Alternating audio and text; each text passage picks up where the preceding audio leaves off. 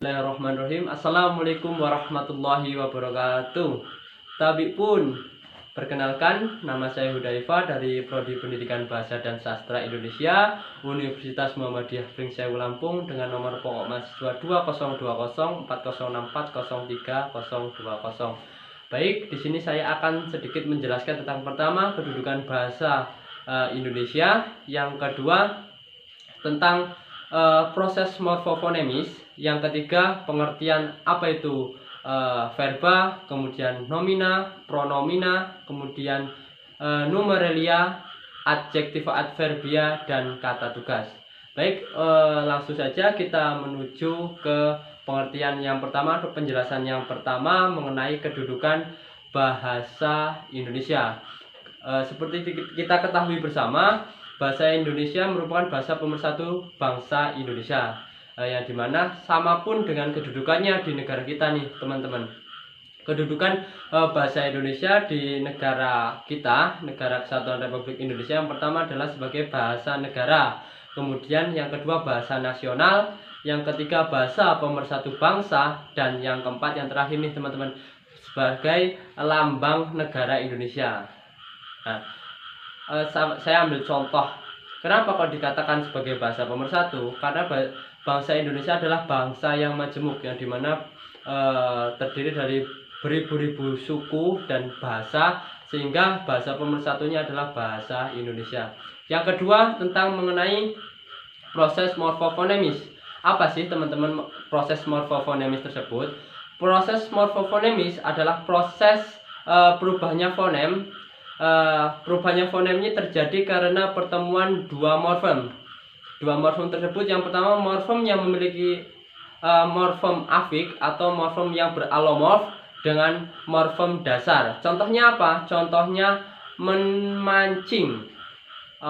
Fonem men ditambah dengan fonem pancing digabungkan menjadi katanya menjadi memancing, bukan menpancing.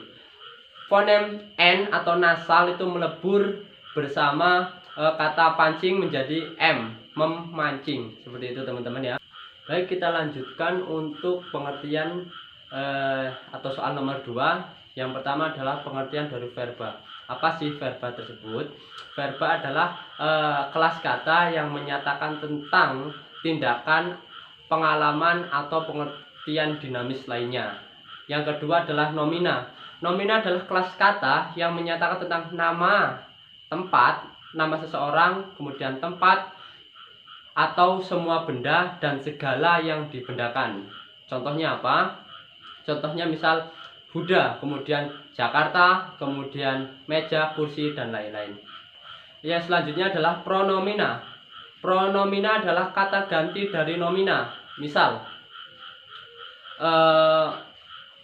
buku ini milik Buddha. Jikalau kita buat pronomina adalah buku ini miliknya, nya merujuk pada kata ganti Buddha tadi. Untuk pengertian selanjutnya adalah numeralia. Numeralia adalah kelas kata yang menyatakan tentang urutan benda atau bilangan dalam suatu deret. Contohnya apa? 1, 2, 3, 4, dan yang lain-lain.